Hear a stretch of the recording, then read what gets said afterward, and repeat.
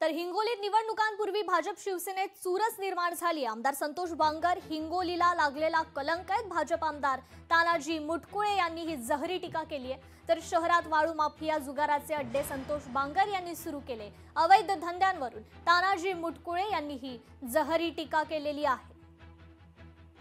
माझ्या दुकानावर जातात आणि माझ्या डोक्यावर हात ठेवा म्हणून आपले कळमुरीचे आमदार माझ्या डोक्यावर हात ठेवा असं म्हणून आपल्या हाताने त्या माणसाचा हात डोक्यावर घ्याले आणि घाला शपथ माझी। अरे तुझी तो वाट पाहिलेत लोक कवा जातोस म्हणून। कारण या हिंगोली शहराला लागलेला कलंक मित्र, या हिंगोली शहरात जुगाराच्या नाव नव्हतं, मटक्याचं नाव नव्हतं, हिंगोली शहरात रेती माफिया नव्हते। हिंगोली शहरात या संतोष बांगरना रेती माफिया जुगाराचे अड्डे मटक्याचे अड्डे सुरू करण्याचं काम केलेले। त्याला जर चाप बसवायचा असेल या निवडणुकीत त्यांना त्यांची जागा दाखवण्याचं काम आमच्या मतदार बांधवांनी करावं।